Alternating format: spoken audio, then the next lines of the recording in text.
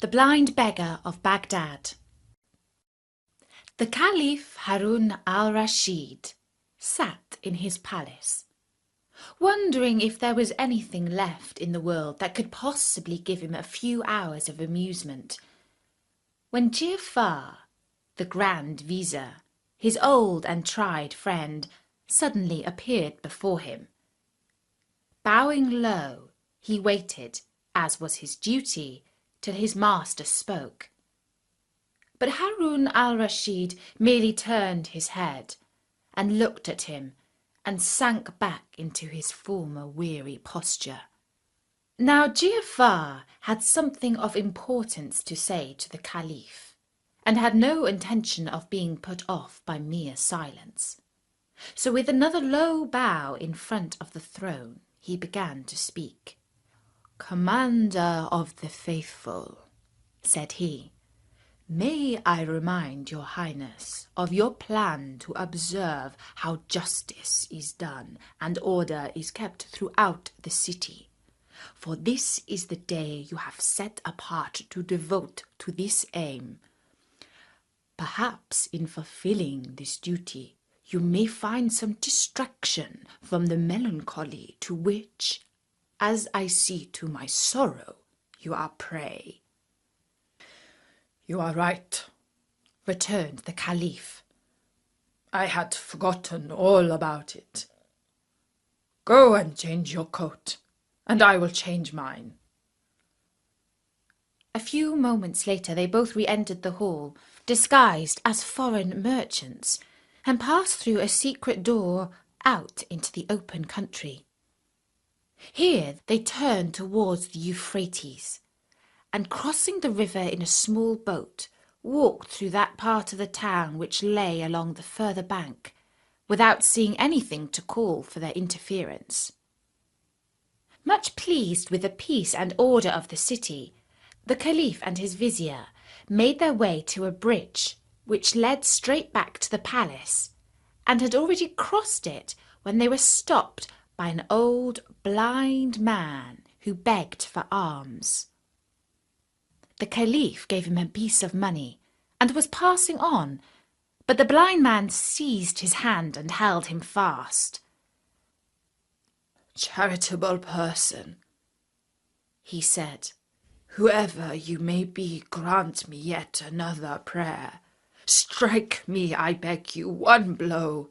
I have deserved it richly, and even a more severe penalty." The Caliph, much surprised at this request, replied gently, "My good man, that which you ask is impossible.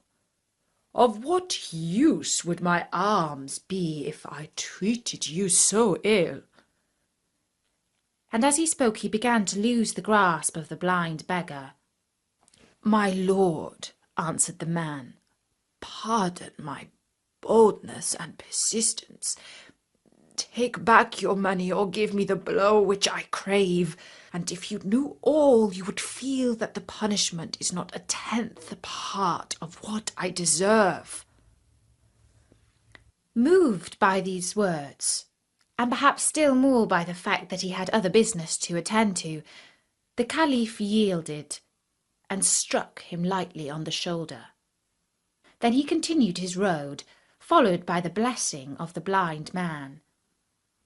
When they were out of earshot, he said to the vizier, "There must be something very odd to make that man act so. I should like to find out what is the reason. Go back to him, tell him who I am, and order him to come without fail to the palace tomorrow after the hour of evening prayer." The next day, after evening prayer, the Caliph entered the hall and was followed by the vizier, bringing with him the blind man of whom we have spoken. They bowed themselves low before the throne, and then the Caliph made them rise and asked the blind man his name. "Baba Abdallah, your Highness," said he. "Baba Abdallah," returned the Caliph, "your way of asking alms yesterday seemed to me so strange that I almost commanded you then and there to cease from causing such a public scandal. But I have sent for you to inquire what was your motive in making such a curious vow. When I know the reason, I shall be able to judge whether you can be permitted to continue to practice it. For I cannot help thinking that it sets a very bad example to others. Tell me, therefore, the whole truth, and conceal nothing. I was born, Commander of the Faithful, in Baghdad, and was left an orphan while I was a very young man, for my parents died within a few days of each other.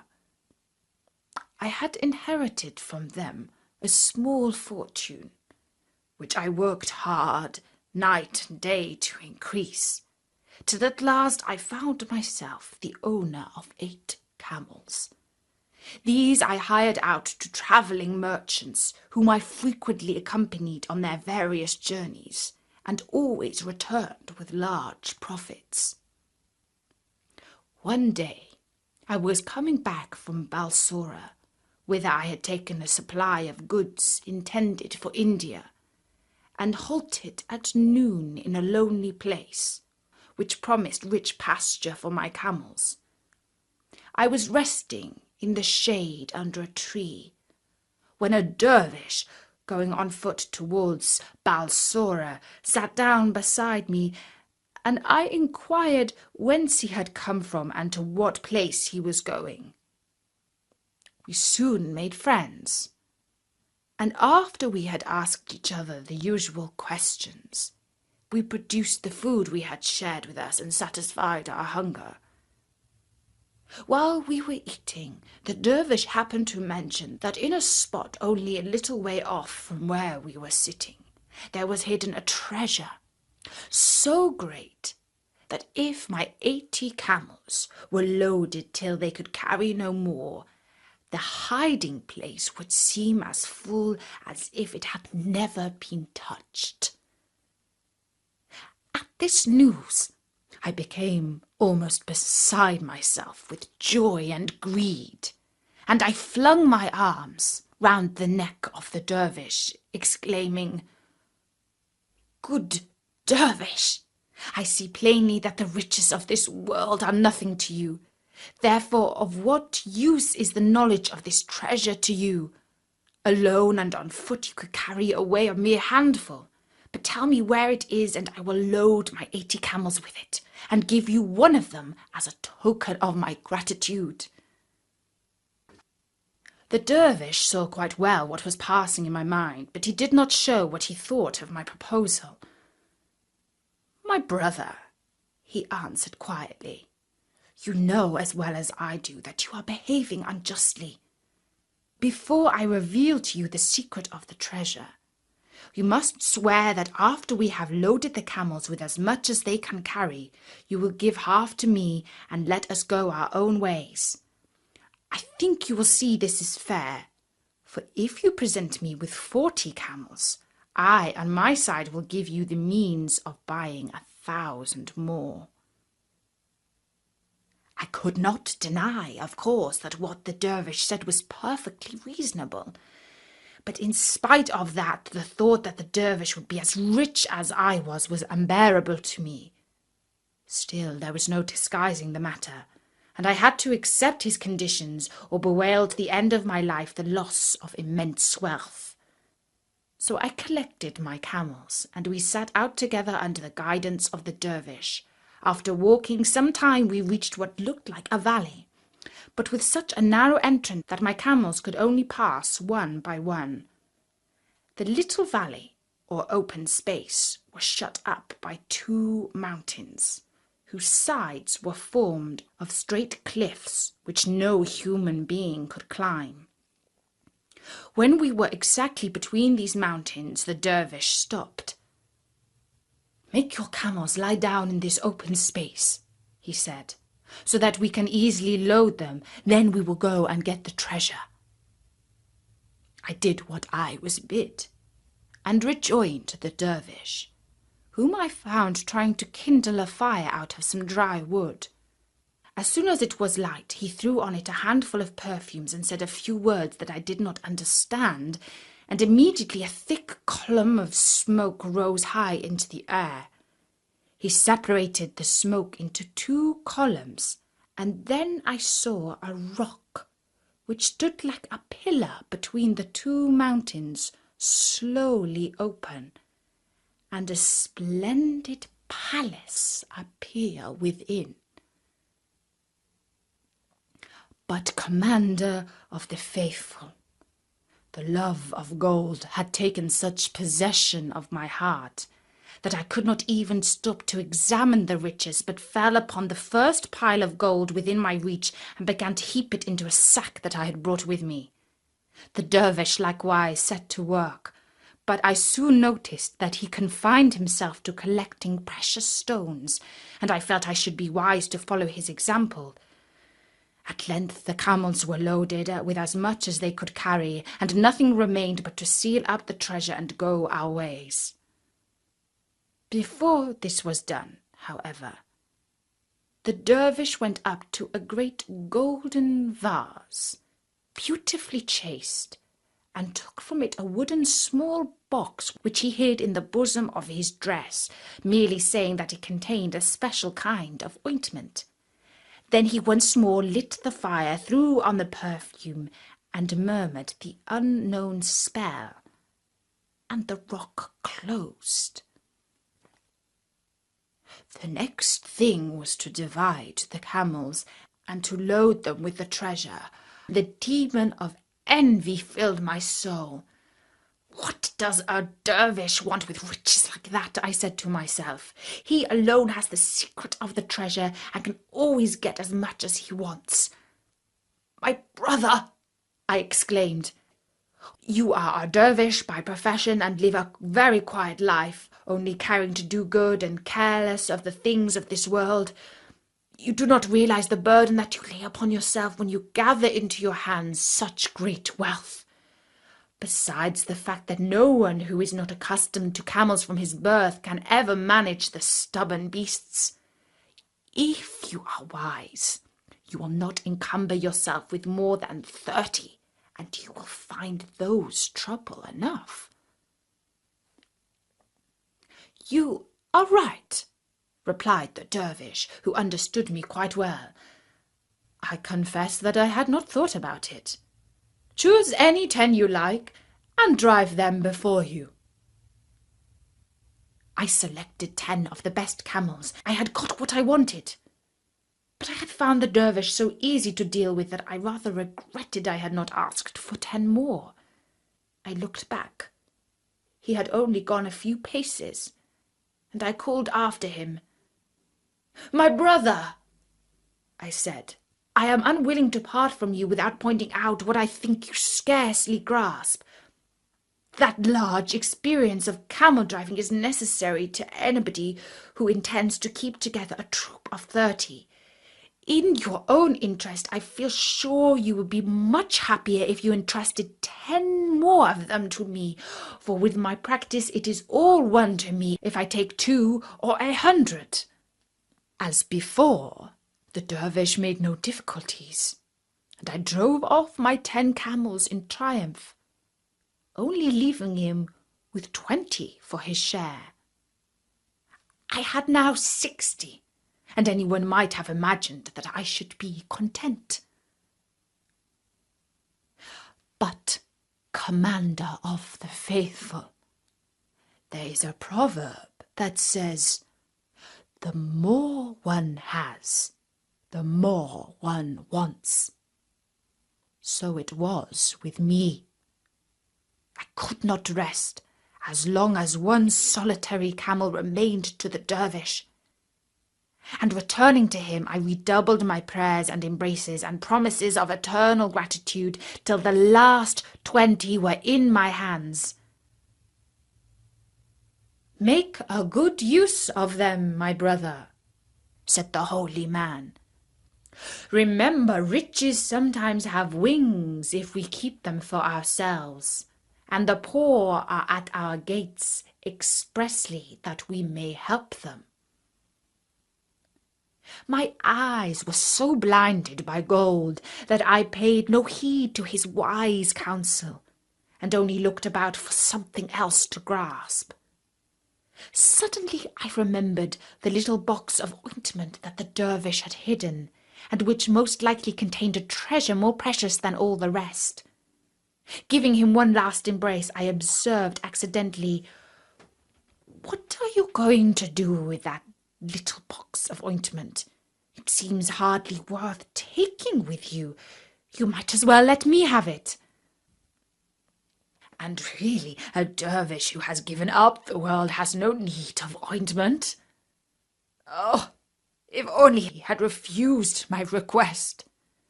But then supposing he had, I should have got possession of it by force, so great was the madness that had laid hold upon me. However, far from refusing it, the dervish at once held it out, saying gracefully, 'Take it, my friend, and if there is anything else I can do to make you happy, you must let me know.' Directly the box was in my hands, I wrenched off the cover. 'Are you so kind?' I said. 'Tell me, I pray you, what are the virtues of this ointment?'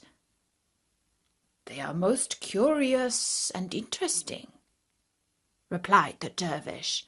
'If you apply a little of it to your left eye, you will behold in an instant all the treasures hidden in the bowels of the earth. But beware lest you touch your right eye with it, or your sight will be destroyed forever.' His words excited my curiosity to the highest pitch. 'Make trial on me, I implore you,' I cried, holding out the box to the dervish. 'You will know how to do it better than I. I am burning with impatience to test its charms.' The dervish took the box I had extended to him, and bidding me shut my left eye, touched it gently with the ointment. When I opened it again, I saw spread out, as it were before me, treasures of every kind and without number. But as all this time I had been obliged to keep my right eye closed, which was very fatiguing, I begged the dervish to apply the ointment to that eye also. 'If you will insist upon it, I will do it,' answered the dervish. 'But you must remember what I told you just now, that if it touches your right eye, you will become blind on the spot.' Unluckily, in spite of my having proved the truth of the dervish's words in so many instances, I was firmly convinced that he was now keeping concealed from me some hidden and precious virtue of the ointment. So I turned a deaf ear to what he said. 'My brother,' I replied, smiling, 'I see you are joking. It is not natural that the same ointment should have two such exactly opposite effects.' 'It is true all the same,' answered the dervish, 'and it would be well for you if you believed my word.' But I would not believe, and dazzled by the greed of avarice, I thought that if for one eye could show me riches, the other might teach me how to get possession of them. And I continued to press the dervish to anoint my right eye, but this he resolutely declined to do. 'After having conferred such benefits on you,' said he, 'I am loath indeed to work you such evil. Think what it is to be blind, and do not force me to do what you will repent as long as you live.' It was of no use. 'My brother,' I said firmly, 'pray say no more, but do what I ask. You have most generously responded to my wishes up to this time. Dare not spoil my recollection of you for a thing of such little consequence. Let what will happen, I take it on my own head, and will never reproach you.' "Since you are determined upon it," he answered with a sigh, "there is no use talking." And taking the ointment, he laid some on my right eye, which was tight shut. When I tried to open it, heavy clouds of darkness floated before me. I was as blind as you see me now. "Miserable dervish!" I shrieked. "So it is true after all! Into what a bottomless pit has my lust after gold plunged me! Ah, now that my eyes are closed, they are really opened. I know that all my sufferings are caused by myself alone. But, good brother, you who are so kind and charitable and know the secrets of such vast learning, have you nothing that will give me my sight back?" "Unhappy man," replied the dervish, "it is not my fault that this has befallen you, but it is a just punishment. The blindness of your heart has wrought the blindness of your body. Yes, I have secrets that you have seen in the short time that we have known each other, but I have none that will give you your sight back. You have proved yourself unworthy of the riches that you were given.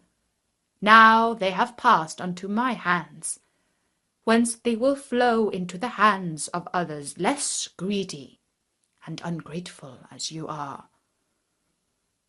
The dervish said no more, and left me, speechless with shame and confusion, and so wretched that I stood rooted to the spot, while he collected the 80 camels and proceeded on his way to Balsora.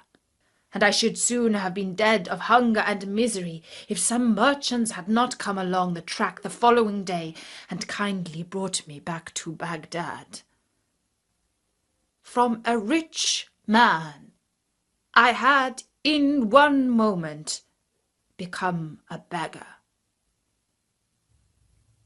But in order to expiate the sin of avarice, which was my undoing, I oblige each passer-by to give me a blow. This commander of the faithful is my story. When the blind man had ended, the Caliph addressed him, "Baba Abdallah, truly your sin is great, but you have suffered enough. Henceforth repent in private, for I will see that enough money is given you day by day for all your wants." At these words, Baba Abdallah flung himself at the Caliph's feet and prayed that honour and happiness might be his portion forever. And that was the story of the blind beggar of Baghdad.